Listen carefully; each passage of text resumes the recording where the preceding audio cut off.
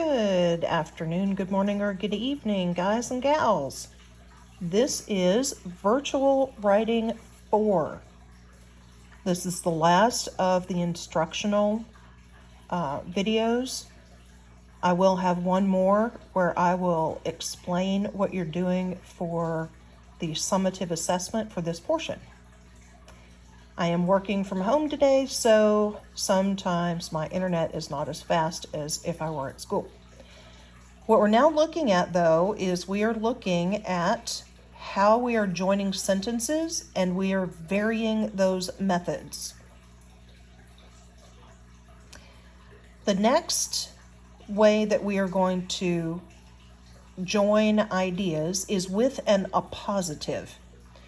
Now, grammarians, again, decided that we needed to have another term, but an appositive is actually fairly easy to understand.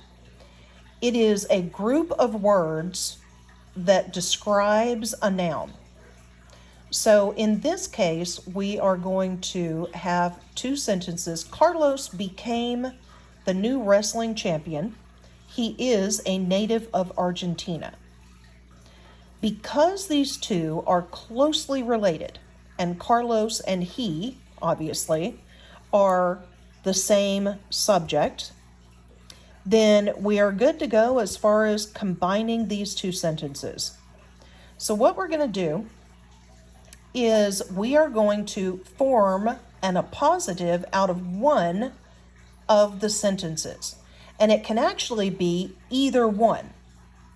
The key to it is that the appositive, because it doesn't have a subject, has to be immediately next to the subject that it is renaming.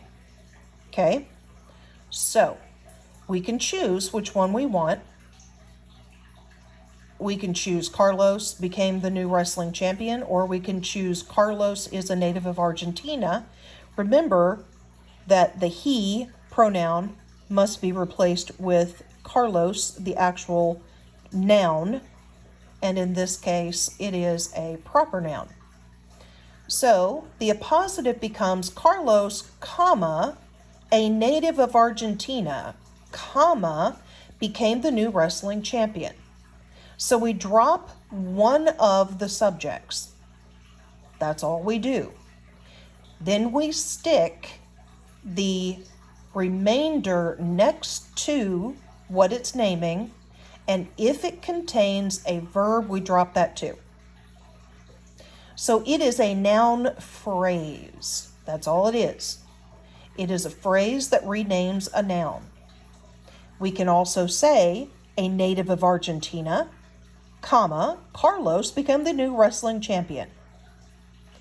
Now, could we say the new wrestling champion, comma, Carlos is a native of Argentina? Absolutely.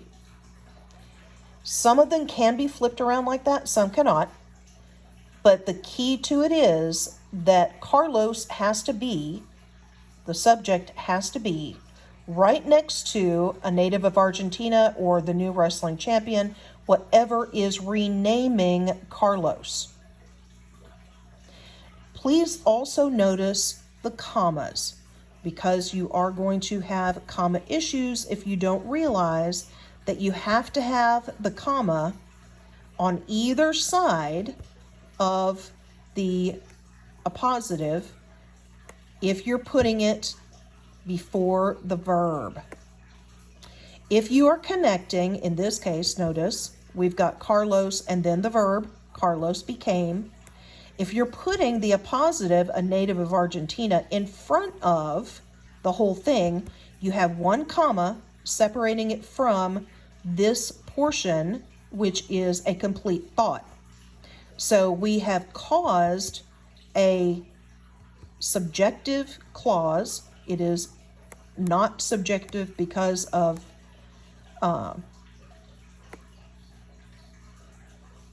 because we are putting something like since or anything like that. We are just simply literally dropping the subject and dropping the verb. All right.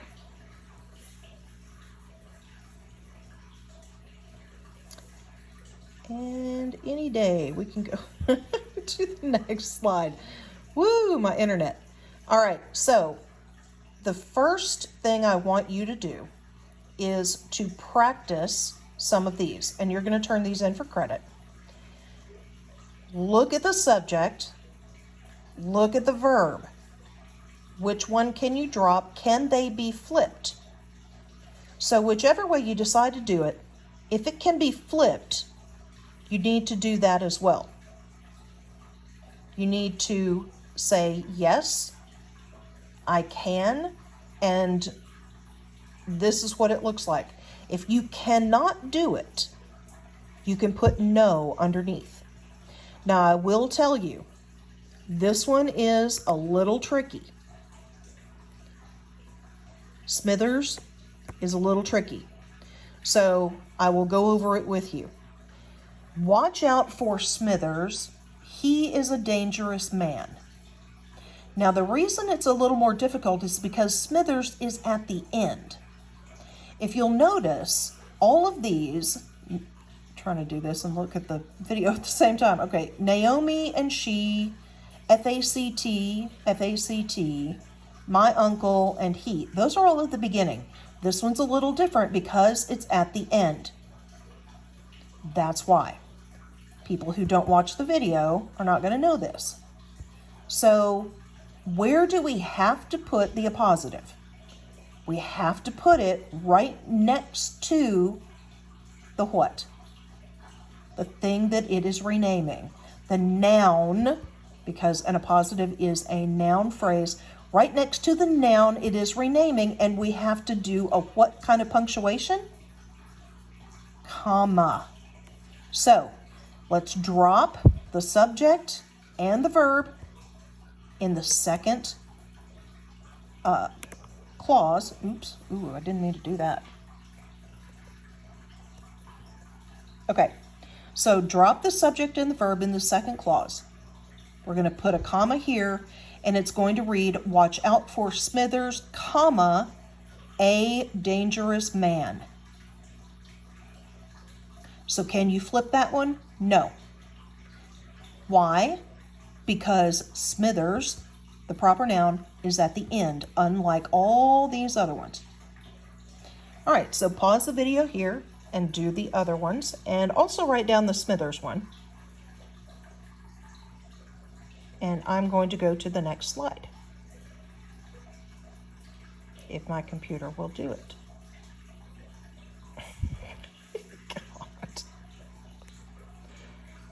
God. All right, come on, internet.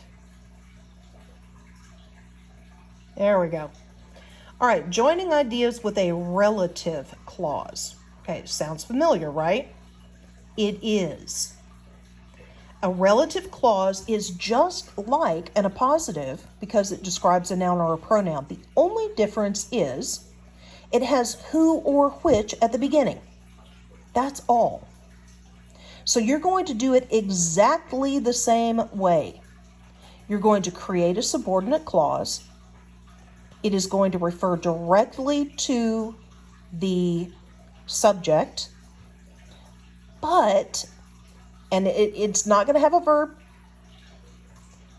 It's not going to have the subject in it, but it will have who or which. So if it's a person, we're going to use who, obviously. If it is a thing, we're going to use which. So here's how we do it. Myra just won a scholarship from the Arts Council. Myra makes wire sculpture. Remember, she is a substitute for Myra.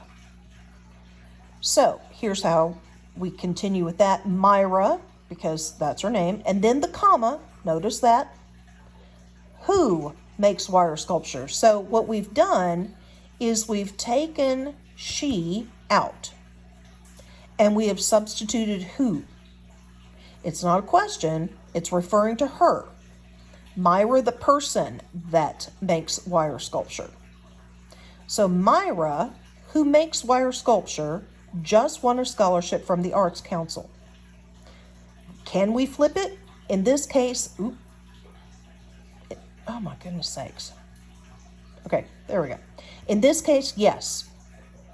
Myra, who just won a scholarship from the Arts Council, comma, makes wire sculpture. Now notice that in these sentences, when we first start, we don't have any commas. Here we have commas. Why? Because we have a clause that is inserted. So it's kind of like we could pick it up and throw it out, and the remainder would be perfectly fine because it's that whole other sentence. Myra, if we pick up and take this part out, just won a scholarship from the Arts Council. That's what this is up here. Myra, let's take all this part out, makes wire sculpture. Oh, look at that. So on either side of the part that does not have the subject, you have to put commas. Now, could we say, who makes wire sculpture, comma, Myra just won? No, right? Because we can't have the who. Could we do just won a scholarship from the Arts Council, comma, Myra, who makes wire sculpture? No. So this one is not flippable, and your subject goes at the beginning. Okay, now why? There we go. Okay, so remember, subordinate clauses rely upon another clause for meaning. So in these cases, all you're doing is you're putting who or which. He finally submitted the term paper. It was due 6 days ago. Now, because it's a thing, we're not going to use who. So we're going to say he finally submitted the term paper, which was due 6 days ago. Now, could we say he was due 6 days ago, which finally submitted the term paper? No. There's only one way that these function. Carrots grow in cool climates. They are high in vitamin A. Now, what we can do sometimes is we can flip which one of the second, or which one of the relative clauses comes first. The subject is always at the beginning, though. Notice that. Carrots grow in cool climates. They are high in vitamin A. Carrots, which grow in cool climates, are high in vitamin A. Notice the commas, because that could be picked up and thrown out. So we put commas on either side. If we flip them, it works too. Carrots, comma, which are high in vitamin A, comma, grow in cool climates. Some of them can, some of them cannot. Okay, this is, remember I said I'd give you the weird ones, but not on a test. So I just want you to look at this one. You're not going to ever see anything like it on a test. But here we have the rule of grammar in which I was born that comes into play. So we've got the house is for sale. I was born in it. So in which is your prepositional phrase, and in which has to come, or has to be together. So you can't say the house which I was born in. Doesn't work. The house in which I was born is for sale. The house is for sale in which I was born does not work either. But that's just an odd one. You're not going to run into anything like that on one of my tests. It might be on the ACT though. Oh, darn. Okay, so now I want you to do these.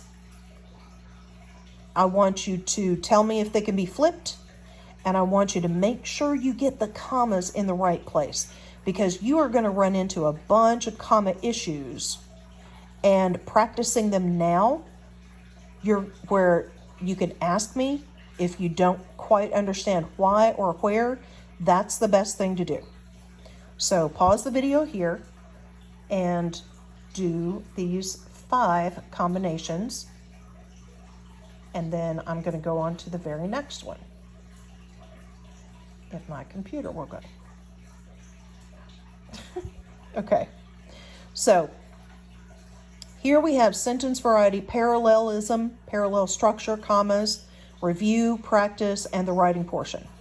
It's not all on this one. What I do want you to see, though, is I want you to see parallelism.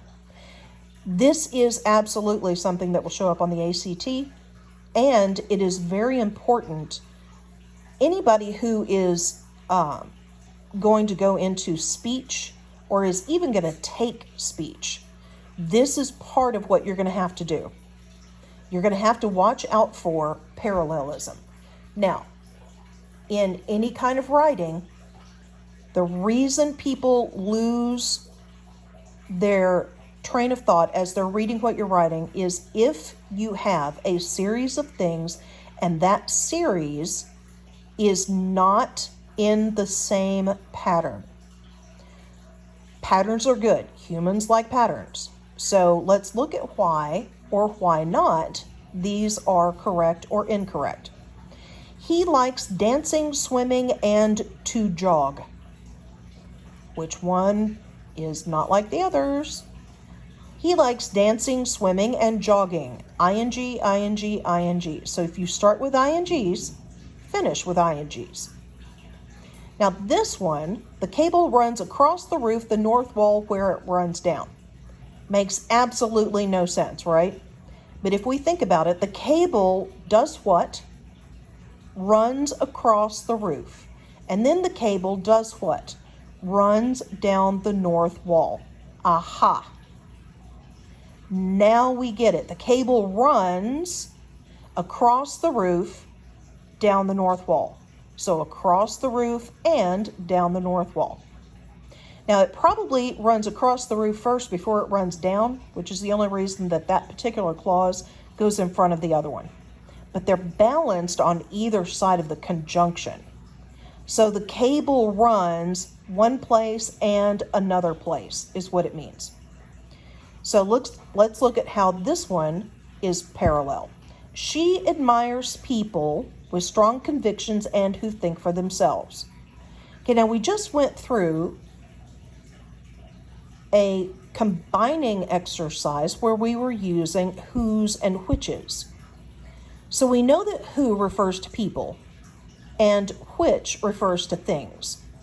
So if we've already got one who, let's throw in another who and balance it. She admires people who, now we can't say with strong convictions, but people who have strong convictions. Now it makes more sense. Have strong, think for. Have strong convictions, think for themselves. Who have strong convictions and who think for themselves. So now we're balancing it. We're making everything parallel. Sometimes, especially in speech, you have two entire sentences that are parallel. What this does is it draws attention to the one thing that is different. So we have two sentences. In a democracy, we are all equal before the law. In a dictatorship, we are all equal before the law. Now, does that mean that dictatorships and democracies are both good? No.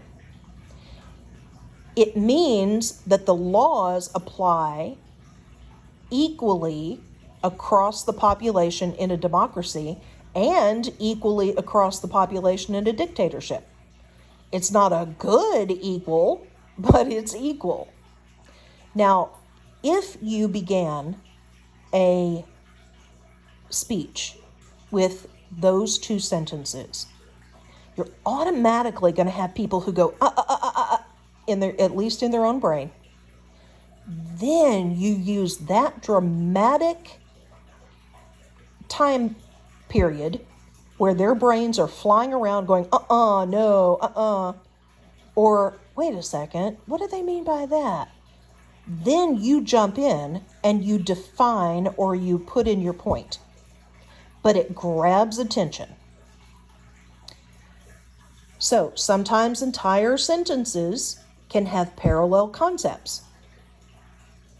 I have a dream that one day this nation will rise up and live out the true meaning of its creed. We hold these truths to be self-evident, that all men are created equal. I have a dream that one day, on the red hills of Georgia, the sons of former slaves and the sons of former slave owners will be able to sit together at a table of brotherhood. I have a dream that my 4 little children will one day live in a nation where they will not be judged by the color of their skin, but by the content of their character. So, as you can tell, this concept, parallelism, is used significantly by people who are considered to be extremely good orators or speech givers. I have a dream that one day, I have a dream that one day, I have a dream that my 4 little children will one day. And it works. Use of parallel structure within a sentence sometimes will require that you think about the specific pair and the way that the words are being joined. So here we have the fruit is both one thing and another thing. He either one thing or another thing. She neither one thing nor the other thing. Cassie not only one thing but also the other thing. I would rather one thing than the other thing. If you have one of these, you have to have the other one. Both and, either or, neither nor, not only but also, rather than. They have to be paired up together. Then, when you're doing that, you have to look at the way that you are putting the 1 and 2. Loves you, hates you. Enjoys it, dislikes it. Plays, verb, golf. Swims, verb, well. Sing in a choir. Notice sing is singular. Perform a solo, also singular. In this case up here, we have is both one thing and another thing. Just descriptive words, and they're single word. And they're single words. So if you have both tasty and super fresh, that doesn't work. But you could say both amazingly tasty and super fresh. So if we have one word here, we have to have one word here.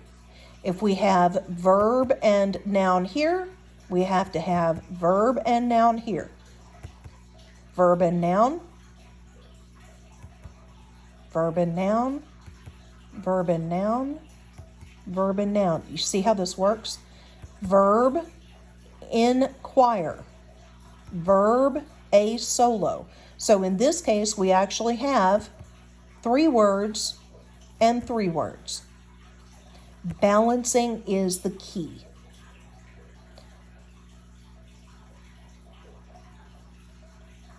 All right.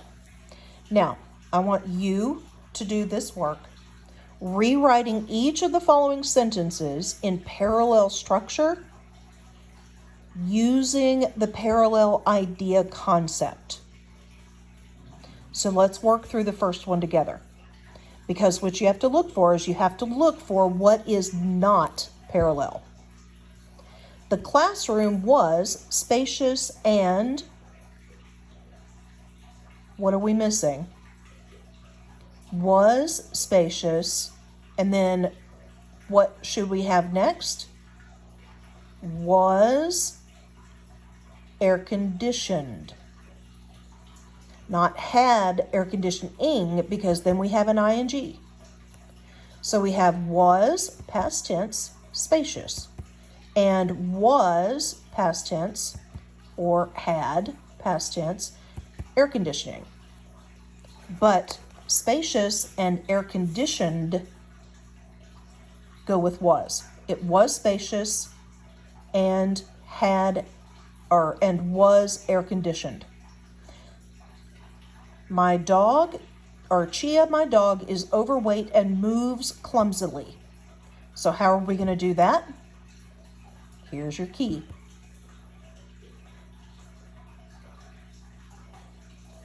All right. Now you try the rest. Finally, I want you to write 2 sentences that are parallel. So you get to make these up.